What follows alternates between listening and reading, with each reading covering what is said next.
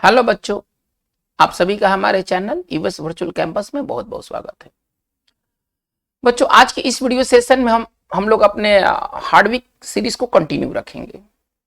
आज की इस वीडियो सेशन में हम लोग बात करेंगे इंट्रोडक्टरी के लेसन 7 के ऊपर। इस लेसन में बहुत इंपॉर्टेंट वर्ड्स को रखा गया है जो कि आपके एग्जामिनेशन दृष्टिकोण से काफी इंपॉर्टेंट है। ये जो भी वर्ड्स हैं जिसके बारे में हम लोग बात करेंगे, ये आपके स्पोकन, रिटेन से लेकर के एकेडमिक जो पर्पस होते हैं, इन सभी को ये पूरा करने के लिए ये पर्याप्त है। बच्चों, आप इस वीडियो में शुरू से अंत तक आप बने रहें।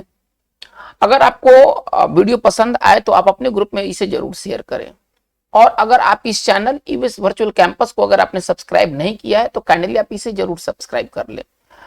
तो चलिए आज के इस इंपॉर्टेंट वीडियो सेशन की शुरुआत करते हैं अपने फर्स्ट वर्ड एसर्ट से। देखिए, एसर्ट का मतलब क्या होता है। अगर आप किसी चीज को एसर्ट करते हैं तो इसका मतलब होता है कि आप जोर देकर उस किसी बात को कहते हैं, बल देकर आप किसी बात को कहते हैं। ठीक है, अब इसके लिए सिनोनिम्स क्या होंगे? तो चूंकि ये एसर्ट वर्ब है बच्चों, जैसा कि मैं पहले भी बात कर चुका हूं कि जो वर्ड जिस कैटेगरी के होते हैं उसके सिनोनिम्स और एंटोनिम्स भी उसी कैटेगरी के होने चाहिए।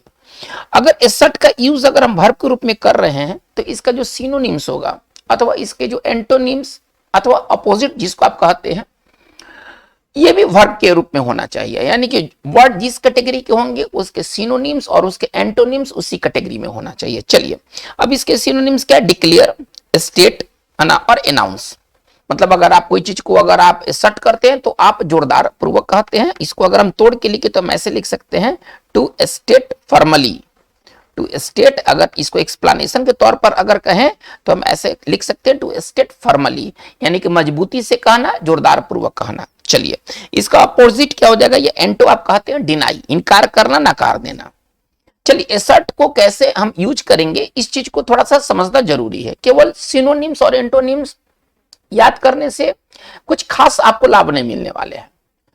वर्ड के यूज को समझना बेहद जरूरी है। देखा जाए कि एसर्ट का यूज कैसे वाक्य में किया गया है। चलिए, विशेषज्ञों ने जोर देकर कहा कि वैश्विक उष्णता दुनिया का सबसे गंभीर समस्या है। आज के समय में विश्व या दुनिया आपके कई समस्याओं का सामना कर रहा है, जिसमें कि वैश्विक उष्णता अथवा ग्लोबल वार्मिंग भी बहुत इंपॉर्टेंट है।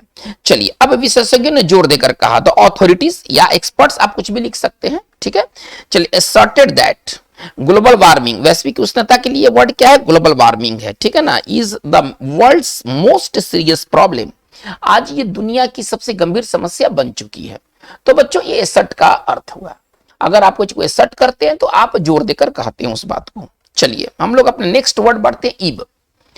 ईब नाउन भी है और ईब वर्ब भी है, लेकिन इस चैप्टर में ईब का यूज वर्ब के रूप में किया गया है। इस लेसन में ईब एक वर्ब है। ईब का मतलब क्या होता है? कम हो जाना। अगर कोई चीज घटता है, धीरे धीरे कम हो रहा है, तो वो ईब होता है। ईब का अगर शाब्दिक हिंदी कहा जाए तो इसका मतलब होता है कम हो जाना या घट जाना। आप इसको सरल भाषा में आप ये भी कह सकते हैं। चलिए, अब कम हो जाना, घट जाने के लिए कई अच्छे वर्ड्स हैं, कई अच्छे वर्ड्स हैं जो ईब से भी अच्छे हैं। आप ऐसा समझिए, जिनका इस्तेमाल ईब से भी ज्यादा होता है, वो डिमिनिश, ड्विंडल और वेन। इन सब का मतलब होता है कम हो जाना, घट जाना। चलिए, न्यायपालिका में लोगों का भरोसा कम होने लगा है। ठीक है, हमको ऐसा वाक्य बनाना है। चलिए, कैसे लिखेंगे? पीपल्स ट्रस्ट, ट्रस्ट मतलब भरोसा, इन जुडिशियरी, जुडिशियरी का अर्थ न्यायपालिका से है, हैज बिगन टू ईब, अब ये चीज कम होना शुरू हो गया है। चलिए, एक दूसरे सेंटेंस को देखा जाए, देयर इंथुजियाज्म, इंथुजियाज्म का मतलब उत्साह, उमंग। ठीक है, कह रहे क्या कि देयर इंथुजियाज्म बिगन टू ईब, अब उनके उत्साह में कमी आने शुरू हो गई। ठीक है, तो अगर कोई चीज अगर ईब होता है, वो घटता है, वो कम होता है। चलिए, हम लोग वर्ड नंबर 3 की ओर देखते हैं, इंडो। इंडो का मतलब क्या होता है? धनराशि दान में देना, कोई धनराशि को दान में देना, अथवा उसको सरल भाषा में कहिए चंदा देना। अब इसके लिए सिनोनिम्स क्या हो जाएगा? फिनांस, फंड या डोनेट मनी। ठीक है ना, अगर आप किसी को अगर इंडो करते हैं, आप उसको धनराशि देते हैं, जैसे कि स्कूल, कॉलेज, हॉस्पिटल या कोई संस्था को। ठीक है, चलिए, the money will be used, एक सेंटेंस के माध्यम से आप इंडो को भली भांति समझ सकते हैं। करे क्या, the money will be used to donate या इंडो, आप यहाँ पर डोनेट की जगह पर आप इंडो भी लिख सकते हैं, चीज एक ही है, ठीक है ना। टू इंडो द हॉस्पिटल, इसका मतलब क्या है कि जो मनी है उसका इस्तेमाल किया जाएगा हॉस्पिटल को चंदा देने में। चलिए हम लोग वर्ड नंबर 4 की ओर मूव करते हैं। वर्ड है फैटल। फैटल का मतलब क्या होता है, घातक, जानलेवा। यदि कोई चीज फैटल है यानी कि वो मतलब कि जान ले लेगा, कॉजिंग डेथ। इसको अगर तोड़ के लिखा जाए तो फैटल को किस तरह से एक्सप्लेनेशन के रूप में लिखेंगे, कॉजिंग डेथ या रिजल्टिंग इन डेथ, जो कि डेथ ला दे, जो डेथ को कॉज करे, जो डेथ उत्पन्न करे, है ना। प्राण घातक, जानलेवा, इसके कई हिंदी हो सकते हैं, जैसे डेडली, लीथल, ये दो का अर्थ होता है घातक, है ना। ये डेडली और लीथल बहुत यूज के वर्ड हैं। चलिए इसका अपोजिट या एंटो क्या हो जाएगा, हार्मलेस। यदि कोई चीज हार्मलेस है यानी कि वो आपको नुकसान नहीं पहुंचाएगा। जैसे कि एक सेंटेंस के माध्यम से आप फैटल को समझिए। करे कि AIDS is 100% fatal disease.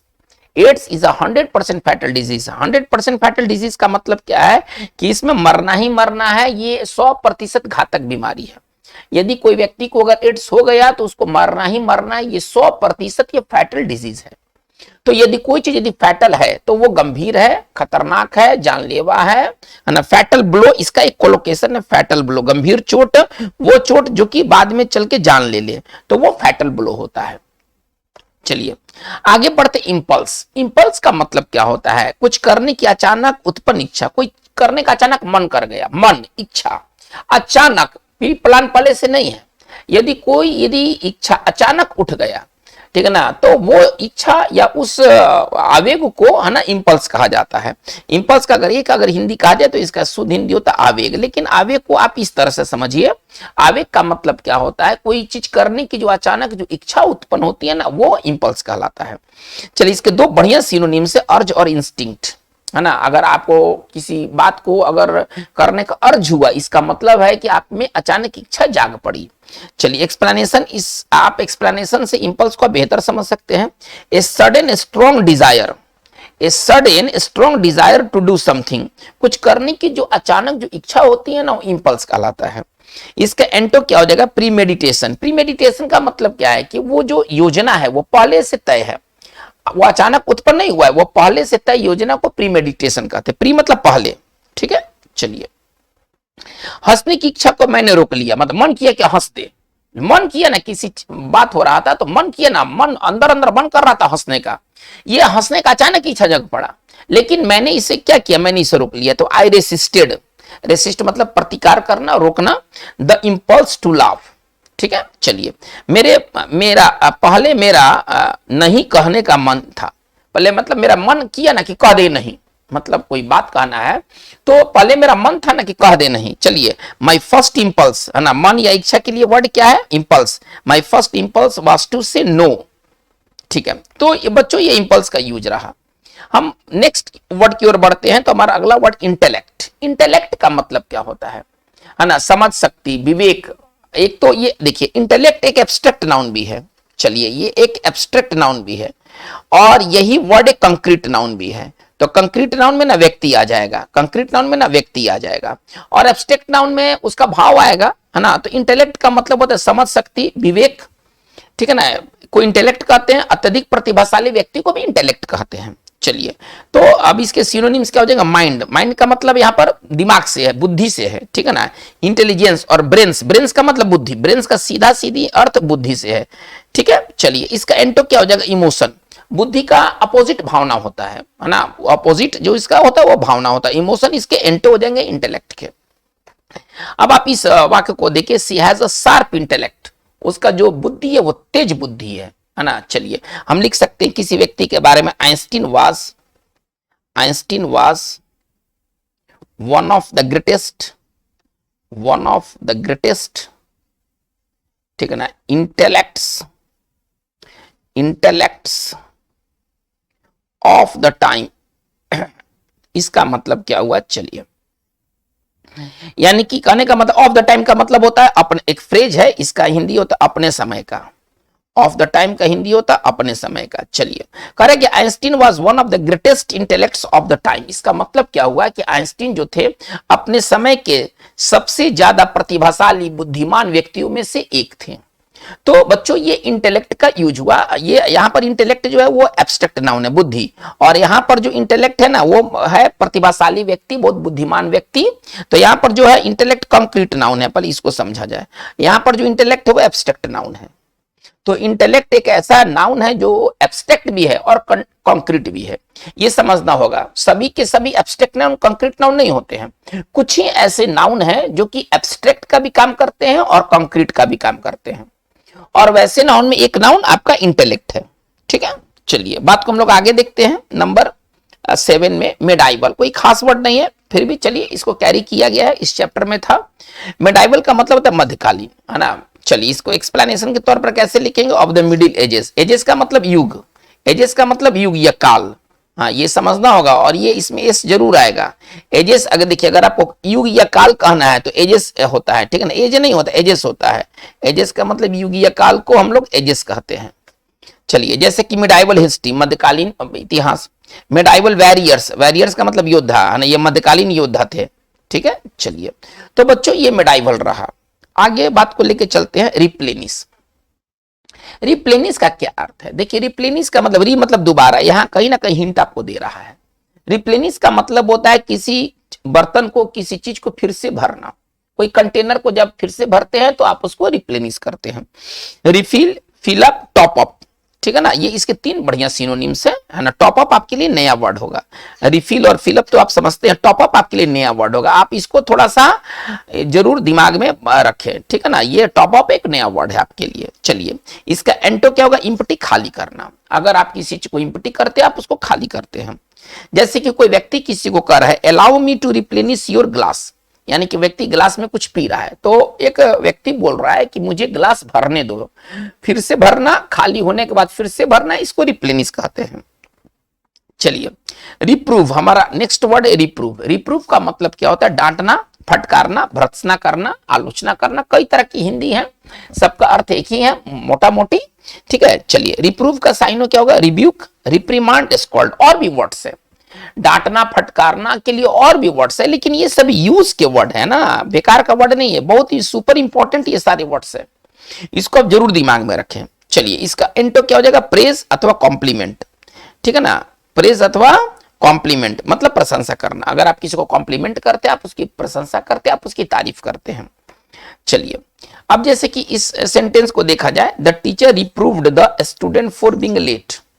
The teacher है ना reproved the student for being late, यानी कि जो टीचर थे वो स्टूडेंट को उसके देर आने के लिए डांट लगाई, फटकारा इत्यादि। चलिए एक word spell bound. Spell bound का मतलब क्या होता है, अगर आप किसी चीज को देख करके स्पेल बाउंड हैं, यानी कि आप मंत्रमुग्ध हो गए हैं, एकदम आप होश गंवा चुके हैं, अगल बगल क्या हो रहा है आप उसको नहीं देख रहे हैं, आप मंत्रमुग्ध हो गए हैं, किसी चीज में समा गए हैं। चलिए अब इसके लिए क्या सिनोनिम से, इंथ्राल्ड, फैसिनेटेड और रैप्ट, ठीक है ना, इस सब का मतलब होता है मंत्रमुग्ध, ठीक है। चलिए अब इसका अंटो क्या हो जाएगा, बोर्ड, अनइंटरेस्टेड, है ना। बोर्ड मतलब उबा हुआ, नीरस, रुचिहीन। चलिए आप इस सेंटेंस को देखिए, the children were spell bound by the puppet show, है ना। जो बच्चे थे वो कठपुतली का जो शो था ना, वो शो को एकदम मतलब एकदम टक टक लगा के देख रहे थे, यानी कि उसी में वो मंत्रमुग्ध हो चुके थे, वो उसी में मंत्रमुग्ध हो चुके थे। तो बस पपेट का मतलब कठपुतली आप समझिए, और कठपुतली का जो खेल होता है तो उसको हम क्या कहेंगे, कठपुतली पपेट शो कहेंगे, ठीक है। तो पपेट शो देख करके एकदम मंत्रमुग्ध हो गए। चलिए आगे बढ़ते हैं। वर्ड है स्टेटस। स्टेटस नाउन है, इसका मतलब स्थिति, वैधानिक स्थिति को स्टेटस कहते हैं। इसके सिनोनिम्स क्या हो जाएगा, स्टैंडिंग, रैंक, पोजीशन, ये सभी स्टेटस के सिनोनिम्स है। चलिए एक सेंटेंस के माध्यम से स्टेटस को देखा जाए, he has achieved celebrity status, है ना। ही हैज अचीव्ड, उसने पा लिया है सेलिब्रिटी स्टेटस, यानी कि जो स्टेटस सेलिब्रिटी रखते हैं, प्रसिद्ध व्यक्ति रखते हैं, अब वही स्टेटस वो व्यक्ति भी रखता है। इसका मतलब क्या हुआ कि वो एक सेलिब्रिटी बन गया है, वो एक सेलिब्रिटी बन गया, सेलिब्रिटी स्टेटस हासिल कर लिया, इसका मतलब है कि वो सेलिब्रिटी बन गया। चलिए वर्ड नंबर 12 है, इसमें इसको पढ़ेंगे सटल, इसमें बी साइलेंट होगा, इसमें बी को ना उच्चारण नहीं करेंगे, इसको पढ़ेंगे सटल। सटल का मतलब होता है बारीक, सूक्ष्म, है ना। कोई चीज बारीक है, सूक्ष्म है, तो उसको हम सटल कहेंगे। चलिए इसका फाइन, नाइस। नाइस का मतलब सुंदर नहीं, नाइस का मतलब बारीक, नाइस का मतलब यहां पर हम बारीक समझेंगे, ठीक है। जैसे कि हमको कहना है सूक्ष्म अंतर, सूक्ष्म परिवर्तन, ठीक है। तो सटल चेंज, सटल वेरिएशन, ठीक है, चलिए आगे बात को देखा जाए। वर्ड नंबर है 13 टीम। वर्ड नंबर है 13 टीम। देखिए टीम वर्ब है और आवश्यकता पड़ने पर प्रीपोजिशन ये क्या लेगा, ये विथ लेगा। टीम के साथ हम प्रीपोजिशन किसका यूज करेंगे, विथ का। यदि कोई चीज किसी चीज से टीम है तो उससे वो भरा हुआ है, तो टीम का अर्थ होता है भरा होना।